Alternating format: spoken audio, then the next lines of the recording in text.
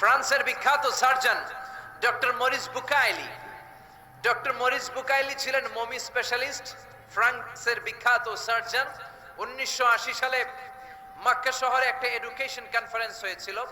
সেখানে কনফারেন্সে যোগদান করে আরব অনেক শায়েখদের সাথে তিনি পরিচিত হয়েছেন। সেখানে তিনি শুনেছেন আরব শায়েখরা চ্যালেঞ্জ করে বলেছে কোরআনে কোনো ভুল নাই। আল্লাহ চ্যালেঞ্জ দিয়েছে, পারলে ভুল বের করে দেখাও।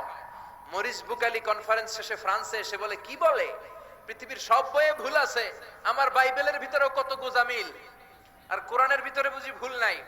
আমি ফ্রান্সের বিখ্যাত সার্জন ডক্টর মরিস বুকাইলি কোরআনের ভুল ধরে ছাড়ব। কিন্তু ভুল ধরার জন্য খুলে দেখে কোরআন আরবি ভাষায় লেখা। কোন ভাষায়? কথা বলেন, আরো জোরে বলেন। আরবি ভাষায়। সে তো আরবি বুঝছে না।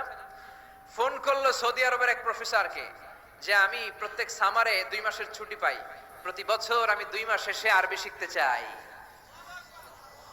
সৌদি শায়েখ ভাবছে কোরআন বোঝার জন্য, আসলে বোঝার জন্য না। শিখতে চায় কেন? জোরে বলেন।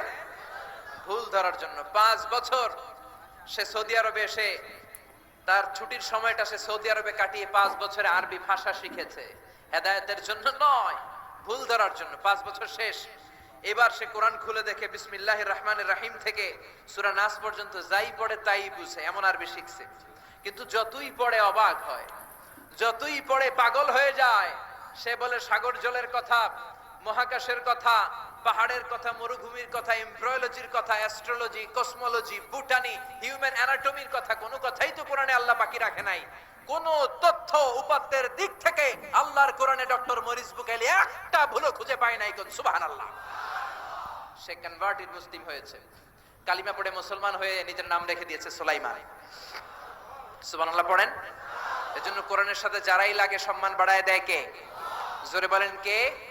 কোরআনের সাথে চেয়ার লাগালে চেয়ারের মর্যাদা বাড়ায় কে? কোরআনের সাথে টেবিল লাগলে টেবিলের মর্যাদা বাড়ায় কে? কোরআনের সাথে কাপড় লাগলে কাপড়ের মর্যাদা বাড়ায় কে? তো কোরআনের সাথে যদি আশরাফুল মাখলুকাত লাগে, তাদের মর্যাদা কি বাড়ে না?